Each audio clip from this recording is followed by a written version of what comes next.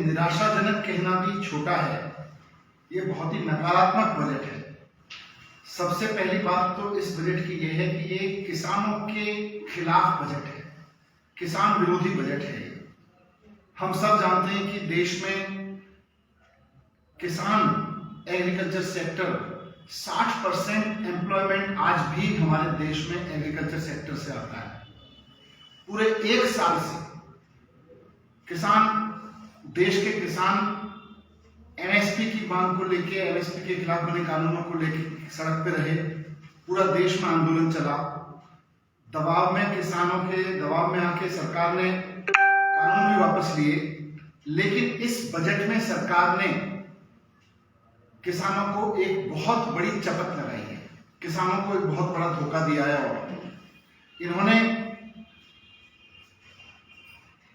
MSP का जो पैसा है, मतलब मोदी जी की सरकार ने इस बजट में किसानों के लिए एमएसपी का पैसा कम कर दिया। उनके जो एमएसपी का फायदा किसान उठाते हैं उनका टारगेट कम कर दिया, उनकी संख्या कम कर दी। मैं आपके सामने रखता हूं, निर्मला सीतारमण जी ने, माननीय वित्त मंत्री जी ने आज कहा कि इस साल धान और गेहूं की खरीद के लिए लक्ष्य 1286 मीट्रिक टन से घटाकर 1208 मीट्रिक टन कर दिया गया है। मतलब गेहूं और धान की खरीद का लक्ष्य घटा दिया। दूसरा, 2,48,000 करोड़ रुपए, 2 करोड़ 48 लाख रुपए से घटा के 2 करोड़ 47 लाख रुपए कर दिया एमएसपी का जो पैसा है।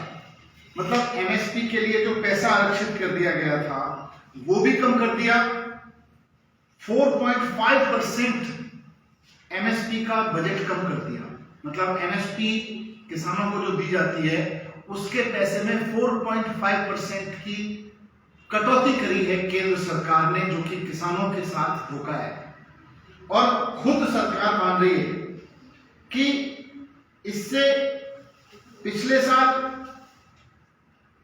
1 करोड़ 97 लाख किसानों को फायदा मिला था, अब 1 करोड़ 68 लाख किसानों को फायदा मिलेगा। मतलब एमएसपी का फायदा उठाने वाले किसानों की संख्या भी सरकार कम कर रही है, एमएसपी का पैसा भी कम कर रही है। एमएसपी के लिए एमएसपी देकर जो खरीद की जाती है गेहूं की और धान की, उसका टारगेट भी केंद्र सरकार ने कम कर दिया। तो इससे बड़ा फार्मर विरोधी बजट क्या होगा? एक ऐसे समय में जब जॉब्स नहीं है लोगों के पास, एक ऐसे समय में जब किसान चारों तरफ से महंगाई की मार झेल रहा है, वैसे में एमएसपी का पैसा कम करना, एमएसपी का बजट नीचे लाना किसानों को एक तरह से चपत लगाने जैसा है। इन्होंने 2022 तक किसानों की इनकम दोगुनी करने की बात कही थी भारतीय जनता पार्टी, उसमें तो पूरी तरह फेल हो गई है। आज जब 2022 का बजट पेश किया तो माननीय केंद्रीय वित्त मंत्री जी निर्मला सीतारमण जी ने एग्रीकल्चर सेक्टर पर 4.25% जो टोटल बजट का एलोकेशन है, पिछले साल 4.25% था, इस बार उसको घटा के 3.84% कर दिया है। मतलब एग्रीकल्चर का जो बजट है पूरे सेक्टर का, उसका एलोकेशन भी कम कर दिया, उसका परसेंटेज भी कम कर दिया पूरे बजट में। चाहती क्या है? किसान नीचे चले जाएं, किसान और बर्बाद होते चले जाएं। 60% जॉब इस देश में एग्रीकल्चर सेक्टर से आते हैं और उसका बजट शेयर 4.25% से घटा के 3.84% करना कौन से विजन का काम है? उससे कैसे रोजगार बढ़ेंगे? उससे कैसे किसानों की आय दोगुनी होगी जब आप एग्रीकल्चर का बजट कम करते हैं? किसी को समझ में नहीं आता ये कौन सा विजन है। दूसरी बात, पूरा देश पेंडेमिक से जूझ रहा है 2 साल से। पेंडेमिक ने हमको सिखाया कि, सारी दुनिया को सिखाया पेंडेमिक ने कि हेल्थ इंफ्रास्ट्रक्चर पर पैसा खर्च करना चाहिए, हेल्थ इंफ्रास्ट्रक्चर को पूरे देश में बढ़ावा देना चाहिए। लेकिन बहुत ही, मैं कहूंगा कि कठोर हृदय दिखाते हुए, बहुत ही सख्त लहजा दिखाते हुए, बिल्कुल आंख फेर ली है पेंडेमिक के इस पूरे लड़ने से, पैंडेमिक से केंद्र सरकार ने कोई लेसन नहीं लिया। पूरे के पूरे पैंडेमिक के अनुभव को और चारों तरफ से ये जो समझ बनी कि हेल्थ सेक्टर पे और पैसा खर्च करना चाहिए, हेल्थ सेक्टर को बढ़ावा देना चाहिए, सरकार ने उसको कोई तरजीह नहीं दी। हेल्थ सेक्टर पे उन्होंने कोई पैसा नहीं बढ़ाया। हेल्थ सेक्टर का बजट जो का त्यों रखा उन्होंने। जो शेयर पिछले साल था 2.19%, 2.14%, इस बार भी 2.19% है। उतना का उतना ही हेल्थ शेयर, हेल्थ बजट का जो शेयर है पूरे बजट में उतना ही रखा। एजुकेशन, इस कोविड के समय में एजुकेशन को बहुत लॉस हुआ है। पूरे बजट में नई एजुकेशन पॉलिसी की बात नहीं की। नई एजुकेशन पॉलिसी जिसमें ये बड़ा शोर मचाते हैं कि हमने बहुत बड़ा काम कर दिया नई एजुकेशन पॉलिसी लाके। नई एजुकेशन पॉलिसी में लिखा हुआ है कि केंद्र सरकार को जीडीपी का 6% तक एजुकेशन बजट ले जाना पड़ेगा, तब ये पॉलिसी लागू हो सकती है। लेकिन सेंट्रल गवर्नमेंट तो कम कर रही है एजुकेशन का पैसा। एक तरफ करते हैं कि हम नई एजुकेशन पॉलिसी लेके आए, एक तरफ कहते हैं कि हम नई एजुकेशन पॉलिसी पे बहुत बड़ा काम करके लेके आए, दूसरी तरफ जब बजट बना के लाते हैं तो एजुकेशन का बजट पूरे बजट से 2.67% से घटा के 2.64% कर दिया। स्किलिंग का बजट 30% कम कर दिया। नई एजुकेशन पॉलिसी के तो खिलाफ है। एक तरफ आप ढोल पीटते हो कि हम एजुकेशन पॉलिसी लेके आए, एजुकेशन पॉलिसी कहती है एजुकेशन में ज्यादा पैसा खर्च करोगे, आप कहते हो हम करेंगे, लेकिन कहां कर रहे हो? बजट में तो दिखता नहीं। बजट में तो कम कर दिया आपने। स्किल पे कैसा पैसा कम कर दिया, फॉर्मल एजुकेशन पे पैसा कम कर दिया। केंद्र सरकार कहती है कि 60 लाख जॉब्स नहीं अगले 5 साल। बेरोजगारी आज पैंडेमिक के बाद, लॉकडाउन के बाद की सबसे बड़ी समस्या है। पूरा देश देख रहा था कि शायद नए जॉब्स क्रिएट करने का कोई ऐसा फॉर्मूला निकल के आए, जॉब्स के मार्केट में जॉब्स कैसे बढ़ेंगे उसका कोई फॉर्मूला निकल के आए। इन्होंने केवल और केवल एक जुमला दिया है कि अगले 5 साल में हम 60 लाख जॉब्स देंगे। इनका कहना है कि प्रोडक्शन लिंक इंसेंटिव पीएलआई से लेंगे। पीएलआई इनकी 2 साल पुरानी स्कीम है। पिछले 2 साल में एक भी जॉब नया क्रिएट नहीं हुआ पीएलआई की वजह से। जब 2 साल में कोई नया जॉब क्रिएट नहीं हुआ, अगले 5 साल में आप 60 लाख जॉब क्रिएट कर दोगे।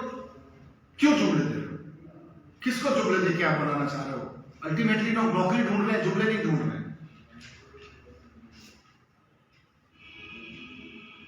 आज डेटा कह रहा है बजट का, जो बेरोजगारी का, 5.5 करोड़ लोगों के पास में तो कोई जॉब नहीं है। जिनके पास में है उनके पास भी कैसे है वो अलग बात है, लेकिन 5.5 करोड़ लोगों के पास में जॉब्स नहीं है। आप कह रहे हो हम 60 लाख जॉब देंगे अगले 5 साल में, एक ऐसी स्कीम से जिसने पिछले 2 साल में जिस स्कीम से एक नया जॉब क्रिएट नहीं हुआ है। तो कोई विजन नहीं दिख रहा। जॉब्स का कोई विजन नहीं है, हेल्थ केयर का कोई विजन नहीं है, एजुकेशन का कोई विजन नहीं है। किसानों का पैसा कम कर दिया, एग्रीकल्चर सेक्टर का पैसा कम कर दिया। मिडिल क्लास के लिए कुछ नहीं है। मिडिल क्लास इस देश की इकोनॉमी को फीड करता है।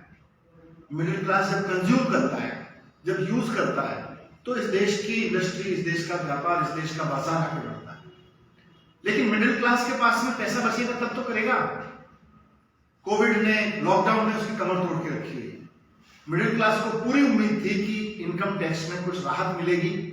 इंडस्ट्री को, मार्केट को पूरी उम्मीद थी कि मिडिल क्लास को अगर इनकम टैक्स में राहत मिली तो उसके पास कुछ पैसा बचेगा। उस बचे हुए पैसे को वो मार्केट में लगाएगा, परचेजिंग में लगाएगा, उसकी परचेजिंग पावर बढ़ेगी तो डिमांड बढ़ेगी। 2 साल पहले जो लॉकडाउन लगा उसके बाद से मार्केट में परचेजिंग नहीं हो रही है, मार्केट में सेल नहीं है। सारी इंडस्ट्री कह रही है मार्केट में सेल नहीं है, सेल नीचे जा रही है, सेल नीचे जा रही है। 2 साल से सेल उठ नहीं पाई है। आज जब जरूरत थी पूरे मार्केट को सपोर्ट की, तो सबसे बढ़िया तरीका यही था कि आप इनकम टैक्स पर राहत दो ताकि उसके पास में कुछ पैसा बचे मिडिल क्लास के पास, और मिडिल क्लास उस बचे हुए पैसे को कुछ परचेजिंग में यूज करेगा। परचेजिंग में यूज करेगा तो अपने आप इकोनॉमी आगे बढ़ेगी। लेकिन बहुत बुरी तरह से निराश किया है। तो पूरा का पूरा जो केंद्र सरकार का बजट है बहुत निराश करने वाला है, और ना सिर्फ निराश करने वाला है बल्कि एग्रीकल्चर सेक्टर के लिए, जॉब्स के लिए, हेल्थ सेक्टर के लिए, एजुकेशन सेक्टर के लिए, सबके लिए नेगेटिव है। मिडिल क्लास के लिए नेगेटिव बजट है। दूसरा, दिल्ली। मैं थोड़ी सी बात यहाँ दिल्ली के वित्त मंत्री के रूप में, दिल्ली के लोगों की अपेक्षा थी कि केंद्र सरकार दिल्ली सरकार को तो पैसा देती नहीं है, लेकिन कम से कम नगर निगम को तो पैसा देगी। वहां तो भारतीय जनता पार्टी की सरकार है। भारतीय जनता पार्टी ने जब नगर निगम का चुनाव लड़ा था तो दावा किया था कि हम केंद्र सरकार से सीधा पैसा लाएंगे। आज तक कोई पैसा लाए नहीं।